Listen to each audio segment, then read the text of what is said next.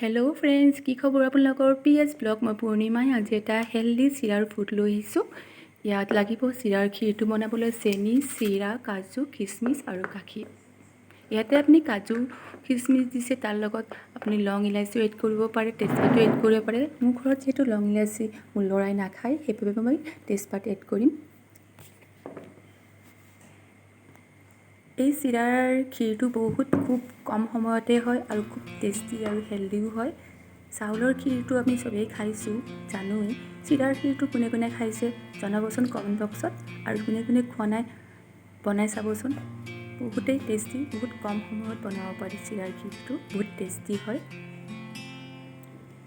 আৰু যিসকলে মোৰ চেনেলটো চাই আছে তেওঁলোকক প্লিজ কৈছোঁ যেন ছাবস্ক্ৰাইব কৰি দিয়ে মোৰ চেনেলটো।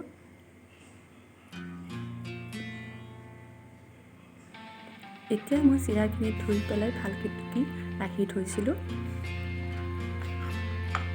এতিয়া গাখীৰ মই ইণ্ডাকশ্যনত দি দিছোঁ, উঠাই দিছোঁ। গাখীৰ গৰম হোৱাৰ পিছতে মই কাজু খিচমিচখিনি এড কৰি দিছোঁ।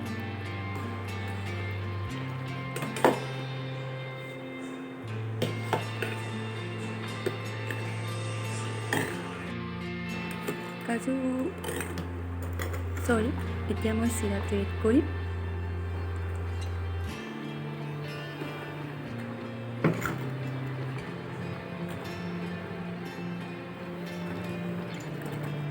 মোৰ এই চিৰাৰ ক্ষীৰটো বনালে মোৰ ল'ৰাই মানে এনেকৈ ভাল পায়, গোটেইখিনি যেন খাই দিব। সঁচাই বহুতেই টেষ্টি হয় আৰু বহুত সোনকালে হয়।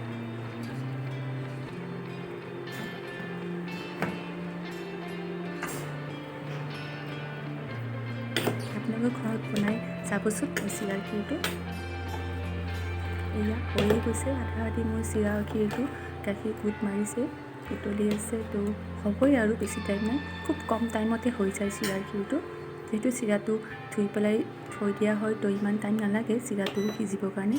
অলৰেডি ধুওঁতেই চিৰা ভিজিয়ে যোৱা হয়।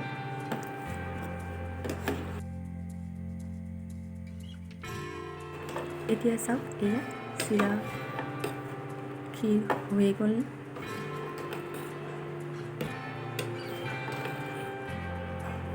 অলপ টাইম এনেকৈ কম জুইত বা কম চিমত, মই বাৰু টাইমাৰ দিছোঁ ইণ্ডাকশ্যনত, কম চিমত হ'লে গেছত এনেকৈ অলপ টাইম লৰাই তাৰপিছত চিৰাৰ ক্ষীৰখিনি গোট মাৰিব। যেনেকৈ আমি চাউলৰ ক্ষীৰ বনাওঁ ঠিক তেনেকৈ, খালি টাইমটো অলপ কম লাগে চিৰাৰ ক্ষীৰত। এয়া হৈ গ'ল মোৰ চিৰাৰ ক্ষীৰ, দেখিছে ইমান ধুনীয়া নহয়, একদম নক'ব আৰু, বনাই চাবচোন কেতিয়াবা কেনেকুৱা লাগে খাই নহয়, বহুতেই টেষ্টি। তো আজিলৈ বাই বাই। চিৰাৰ ক্ষীৰটো খাব বুলি আশা কৰিলোঁ। Bye bye.